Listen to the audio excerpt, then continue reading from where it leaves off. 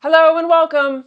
We're not in the kitchen this week. This week we're in my studio, also known as the Lady Cave. Don't worry, we'll be back in the kitchen soon. If you're new to this channel, this is a variety channel, so there's a number of different topics that get provided here. But today we're talking about AI and art. In this video, I'll be talking about using AI-generated art as reference material for analog art.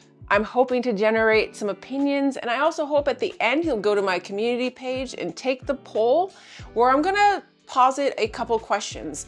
And they include, is art created by images rendered using AI significantly different than using any other reference material? Is art created by using reference material still art? I'm also looking forward to hearing plenty of opinions on AI. So feel free to go down there in my comments section and leave me your opinions. But first, please watch the video. All right, let's do it. First of all, what is art? Art is subjective. What you think is art, I might not think is art. And what I think is art, you might think is trash and not art at all. But the Wikipedia definition of what art is art is something that stimulates an individual's thoughts, emotions, beliefs, or ideas through the senses. Works of art can be explicitly made for this purpose or interpreted on the basis of images or objects. So it's subjective. Art is what you think art is. I'm getting ready to deliver a painting that I created using an AI-generated image. I've been working on it since last summer, and I just completed it a couple weeks ago, and at the end of this next week, I'll be going to Denver to deliver it to a friend. But while working on this painting, I thought a lot about AI in terms of art. Now, some people have concerns related to copyright. They say it's stealing. Other people have concerns about the environmental impact of AI in general, which includes AI generation applications. Before I get started on talking about the specific painting that I worked on, I just want to lay the groundwork a little bit and let you know that the person who's receiving this painting was given sufficient information as to the reference material, as well as the quality of the materials I used. I've been storing paints for about 15 years in a number of different environmental situations, with humidity, with heat, with it being dry, with it being cold and hot. I already said heat. And when I started painting again and pulled out my paints, I realized that not all of my paints were in great condition, but I didn't want to waste them because paints are very expensive. And so I put out a post on among my Facebook friends asking if anybody would want this painting. I did let them know that I could not verify how long the painting would last because of the quality of the materials being used. Some of the colors were a little chunky, and that definitely comes out on canvas. In addition, the canvas had been stored for many years in hot, cold, humid, and dry temperatures. I tried to find information on how all of those environmental factors impact the quality of paint, but it wasn't super clear. I just figured you don't want your paint to freeze, and I tried to keep it from freezing as much as possible. I let the person know that this was an experiment, that I was using materials that I was not going to be able to vouch for the longevity of the painting. So in a couple years, it might start to peel. I'm not sure. A little background on my artistic history. I've been painting and creating art since I was a child. Recently, some was dug out of an old playhouse and given to me, so that sits in my garden shed. And then over the years, I've done all sorts of drawing and watercolor and things like that, but acrylic has tended to be my favorite medium so far. But I didn't paint or create very consistently. It was very sporadic over the years until the early 2000s when I went to university for fine arts, and then ultimately switched to nutrition and cooking, returning then to painting about 15 years ago. So I took a big break and then I started out painting again. So here are some of the paintings that I've created over the years, and they're also available on my website, which the link is in the description.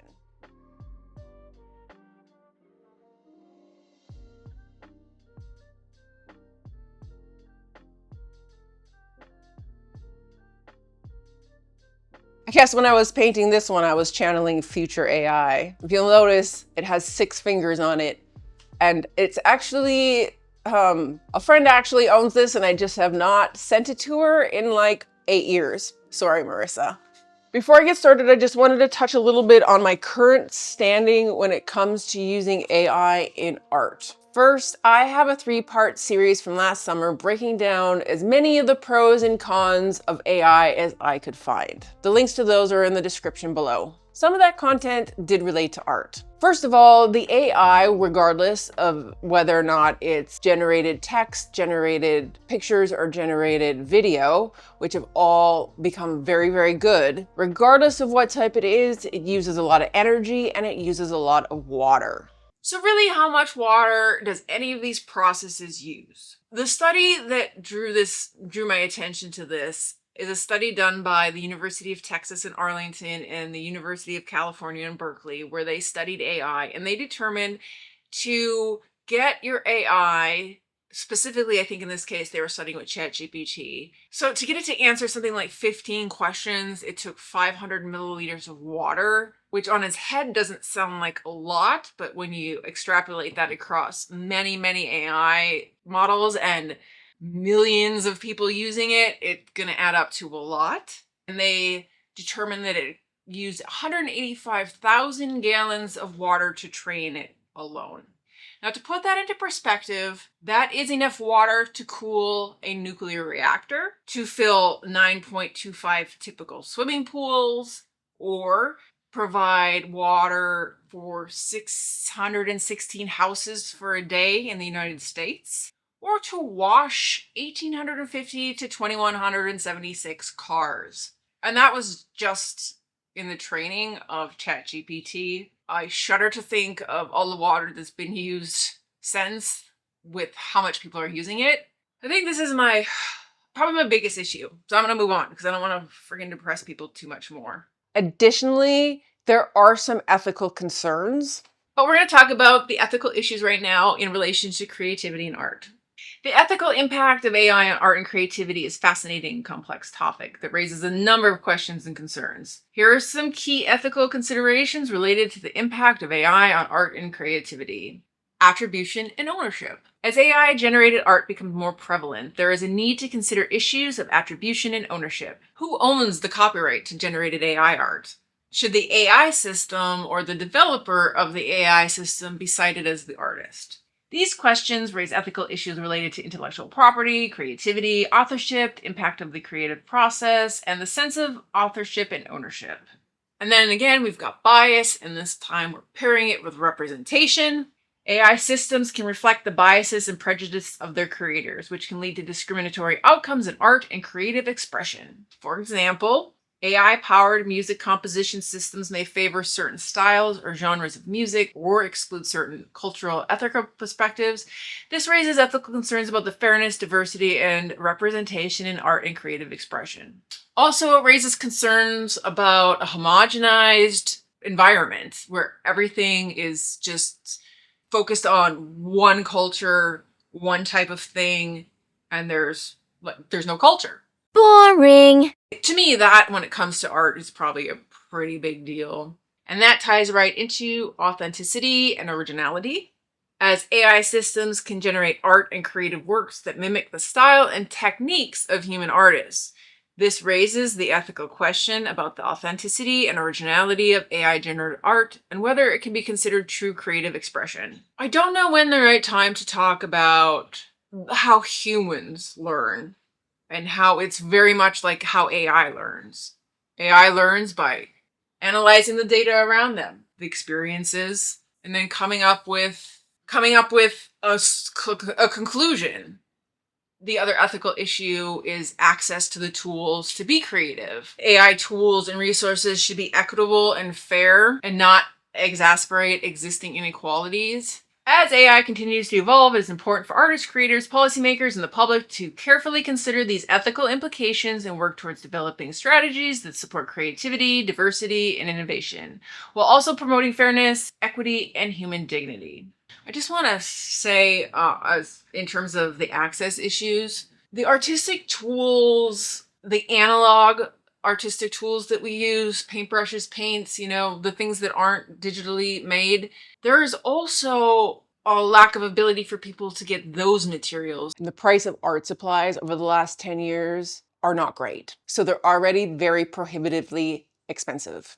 Again, I keep coming back to AI is not necessarily creating a whole bunch of new ethical issues. It's just adding another layer to the ethical issues that we already have, which is not good because we have so many. So my experience using an AI generated image as reference material was not unlike using any other of the images I've used in the past when I've used images. I had a real problem adhering to what it showed me, even though as a whole, I wanted to reproduce it as much as possible.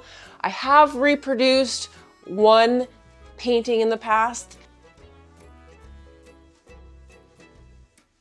but this one had a lot more details, and once I got into it, I wanted to make changes that felt a little more like me. The image I started off with didn't feel like any of the other paintings I had ever created, and so I kind of went off the rails just a little bit. But I still think it's a pretty good representation. When I was researching and playing around with AI last spring and summer, I generated a number of images, and that production of images is where the image I used for this painting comes from. Since I did that 3-part video on AI, I have scaled back my use of AI massively. I may have only used it maybe once or twice over the last year, and that was to generate taglines for my videos. The only other AI I end up using is the AI that they've stuck in everything, from the Canva program to the program I'm using to edit this video. Don't get me started on the AI that they're forcing on us in Google search. AI is literally everywhere. It's not great. I'm open to AI, and there are some good AI out there, but the AI that's being deployed to the public seems to be quite a bit of garbage. So I'm open to AI. I'm waiting for it to become better and hopefully less resource intensive. It's kind of nerve-wracking that there's so much of it out there, and it uses so much more energy and water than just the general internet does. To reproduce this painting, it took me at least 13 painting sessions, each lasting between 2 and 5 hours over 12 months.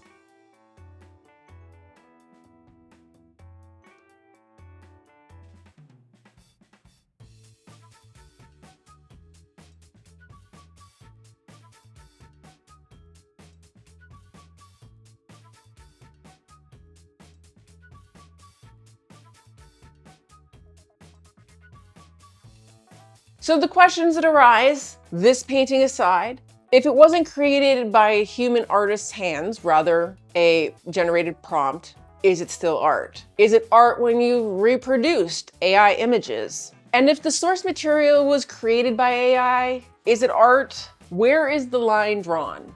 I did do some searching and I found a couple quotes on Reddit that kind of align with my view and also the view that one of my artist friends has regarding art. If you want, there's a link to the description, the video I did, Artists' Opinions on Art, where I interviewed 2 of my friends about their opinions on AI. So from a now deleted account, artists have been going to museums for hundreds of years, practicing and copying work. And that is not untrue. Another Redditor had to say, I've been making the following argument for the last 15 years or so. Everything we ever have created in part is based upon the work of others. And that is absolutely true. Everything builds on everything else.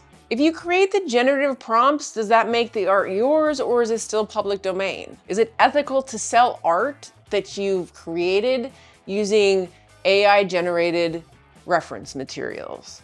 So there's a lot I'm trying to understand, about my own feelings about AI generated art, but also I want to hear the opinions of everybody else, whether you're an artist or not. I'd love to hear what you think about AI in the art space, pros and cons that maybe I didn't think of. In any case, I hope you like my painting. It's not the best example. I'd say it's about a medium example of the type of paintings that I like to do, and I hope that my friend enjoys it. I know he will, regardless of what any of you say. If you have any questions or you want to have a conversation, a civil conversation, please leave a message in the comment section or come visit me on Blue Sky, which is my new Twitter replacement. I hope I was able to piece this together in a coherent subject. Regardless, at the end of the day, I think the biggest problem I'm always going to have with AI is that it's an energy and resource hog, and that's going to be a big issue for our country and our planet. The ethical considerations when it comes to ownership of work is a little bit more dicey. So now that you watched this video, I would love if you went to my community page and answered the poll that I have there. Leave me a message, subscribe to my channel, turn on the notifications because I've gotten really sporadic with my posting. And as always, have a wonderful day.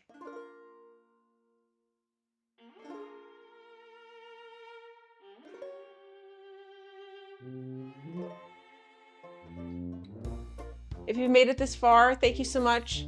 Here's a little tour of my studio. Still further away from being done than I would like, but all the electrical is in.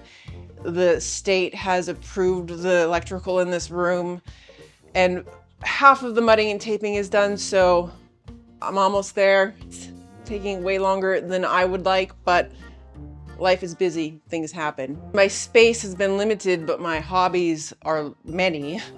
So that's why it looks so messy. I do a lot of my seed starting and seed work for now until I get a greenhouse at the back of the yard, which will be coming in a couple years. And some of my project things. And then, you know, it's cluttered. It's gonna be done soon, hopefully. While you're here, you wanna go see some of my plants? I started them all from seed this year, not buying any from any of the local nurseries or anything. And it's the most successful year I've had starting seeds, so I'm pretty excited. These, I assume, are broccoli. There's an off chance there could be some cauliflower, because as is typical for me, again, I lost the plot on labeling, and so I know that half of these are peppers, half of them are tomatoes, and then these guys here, but like, I don't know what kind of tomatoes actually came up and what kind of peppers I'm gonna end up with or anything like that. So it's gonna be an exciting summer and fall for me when they start producing things. That type of plant likes a little cooler area, and this is the north side of my garden shed. And so they are out of the direct sun. And then we've got all my tomatoes and peppers. Well, not all of them, some of them. And then my cute little lavenders in their frog heads. And then back here I've got beans, more tomatoes, sad little basils. And all of these were started from seed. And that little greenhouse is where they spent a good portion of their life before they came out here. They were in a smaller one before they germinated, and then after they germinated, they went out to that shed. You can see that some of mine have flowers that are gonna turn into tomatoes. We've got my perennials, my lilies, and then some stuff that the birds have planted from the seeds that fall out of there. Some squash, some borage. And then over here I have another set of tomato plants, also doing quite well this year. I'm super proud that I got them all started from seed and they're looking so good, because this has not been a typical experience since I've started container gardening. Usually it's much easier when you stick them in the ground. Anyway, that's enough about that, if this even makes it into the video. Thanks for sticking around this long. If you have, I know a couple of you have, and thank you. All right, I guess that's it. See you later.